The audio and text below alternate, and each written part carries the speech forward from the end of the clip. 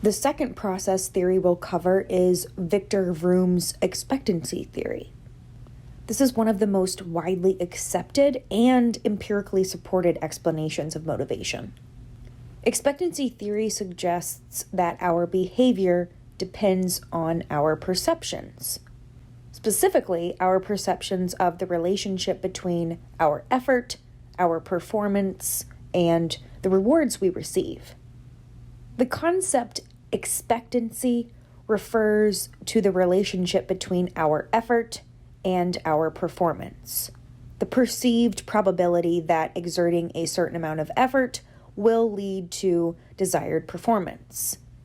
Expectancy might be low when employees have poor equipment, are distracted by their coworkers, don't have a lot of job experience, or have low self-efficacy. No matter how hard they try, they probably aren't going to reach the desired level of performance. Instrumentality refers to the relationship between our performance and the reward, the perceived degree to which performing at a particular level will lead to a desired outcome. Instrumentality might be low when people lack rewards, when they haven't been rewarded for their past performance, when the organization is full of nepotism or discrimination, or what we call reward follies, when people are rewarded for the wrong thing. Imagine an organization wants people to collaborate, but they actually reward the people who compete. No matter how well we perform, we won't get the reward that we want.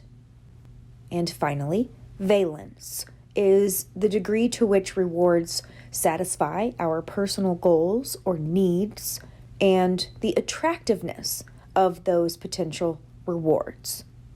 When valence is low, it means we don't perceive that the reward provides any value to us. It doesn't meet our needs. This graphic illustrates the process described by expectancy theory. People are motivated to exert a high level of effort when they believe that effort will lead to a good performance appraisal, that a good performance appraisal will lead to rewards, and that the rewards will satisfy their goals or needs. This theory helps explain why a lot of people are not motivated and only do the bare minimum. There are 3 different perceptions, then, that managers should assess and attempt to change if appropriate. They may not be able to change the rewards, but they might be able to help people see more value in those rewards. Or maybe they have been rewarding the wrong behaviors and they need to change how they evaluate performance and distribute those rewards. This graphic is an application of expectancy theory to the workplace. To maximize expectancy, we need to make people feel like they are competent and capable of achieving the desired level of performance. To do this, we need to select the right people with the right abilities and train current employees. We need to support them as they complete their tasks and make sure that performance goals are crystal clear. To maximize instrumentality, we need to make sure that people are confident in their understanding of which rewards and outcomes are associated with which performance levels.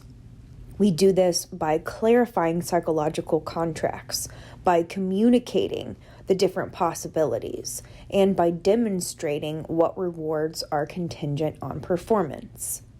Nepotism destroys instrumentality. To maximize valence, we want people to understand the value of various rewards and outcomes. To do this, we identify people's needs and try to adjust rewards to match those needs whenever possible.